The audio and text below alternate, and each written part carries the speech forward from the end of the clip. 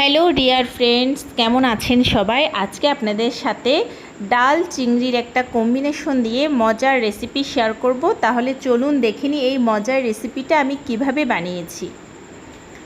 প্রথমে আমি কিছু ডাল, মটর ডাল, এখানে আমি মটর ডাল ইউজ করেছি, আপনারা চাইলে যে কোনো ডাল ইউজ করতে পারেন। তো মটর ডালটাকে ভিজিয়ে নিয়েছিলাম 2 থেকে 3 ঘন্টার জন্য। এরপর আমি এটাকে ব্লেন্ডার জারে পেস্ট করে নিয়েছি। আর এখানে শিলনোড়ায় বেটে নিচ্ছি অল্প একটু চিংড়ি আর কয়েক কোয়া রসুন।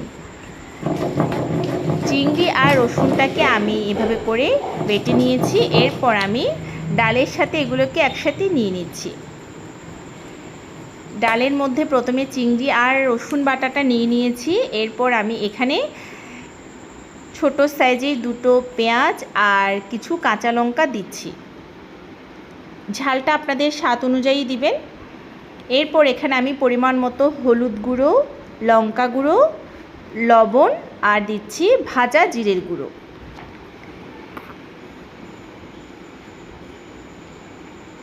সব কিছু দেওয়া হয়ে গেলে আমি খুব ভালো করে মশলাটার সাথে ডালটাকে আর চিংড়িটাকে সব কিছু মিক্স করে নিব আর খুব ভালো করে এটাকে ফেটিয়ে নিব। এটা যত ভালো করে ফেটানো হবে ততই টেস্ট হবে। আর ঝোলটা যখন আমি ঝোলে এই বড়াটা দেব তখন কিন্তু খেতে বেশ টেস্টি হবে। এরপর আমি কড়াইয়ে তেল গরমে দিয়ে দিয়েছি। তেলটা গরম হয়ে আসলে আমি এবার এভাবে করে বড়ার আকারে এগুলোকে ভেজে নেব।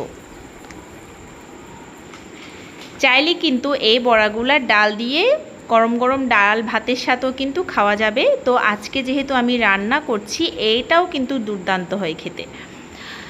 তো এভাবে করে রান্নার বড়াগুলো ভেজে নেওয়ার পর আমি এবার ফোড়নে দিচ্ছি শুকনো লঙ্কা, গোটা জিরে আর কয়েকটা এলাচ।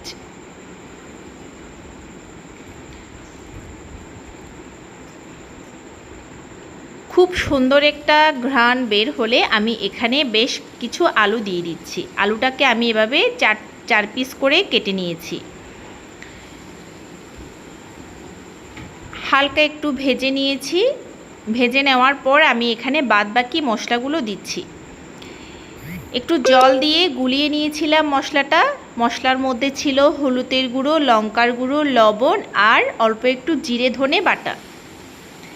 জিরে ধনে বাটা আর বাকি সব মশলা আমি একসাথে দিয়ে অল্প একটু জল দিয়ে বেশ ভালো করে মশলাটাকে কষিয়ে নেব। মশলাটাকে খুব ভালো করে কষালেই কিন্তু রান্নার আসল স্বাদ আসে। এই যে দেখতে পাচ্ছেন, খুব ভালো করে কিন্তু আমি মশলাটাকে কষিয়ে নিয়েছি। এরপর আমি এখানে পরিমাণ মতো গরম জল দিয়ে দেব। যেহেতু বড়া অনেকটাই জল টেনে নিবে, তো আমি এখানে পরিমাণ মতো জল দিয়ে নিয়েছি। জলের পরিমাণটা একটু প্রথমে বাড়িয়েই দিবেন। জলটা ভালো করে ফুটে উঠলে আর আলুটাও মোটামুটি সিদ্ধ হয়ে আসলে আমি এবার এখানে দিয়ে দিচ্ছি ভেজে রাখা বড়াগুলো। দিয়ে আমি ঢেকে রেখেছিলাম 5 থেকে 7 মিনিটের জন্য। বড়াগুলো ফুলে কিন্তু বেশ বড় বড় হয়েছে আর বেশ ভালো করে কিন্তু ঝোলটা ভেতরে ঢুকে গিয়েছে। এভাবে করে আরও 5 মিনিটের মতো আমি রান্না করে নেব। খুব সুন্দর কিন্তু আলুটা সেদ্ধ হয়ে গেছে। একটু ঝোল ঝোল থাকবে বেশ কিছুক্ষণ। কিন্তু রান্নাটা করার পর আমি এখানে এবার দিয়ে দিচ্ছি ধনেপাতা কুচি।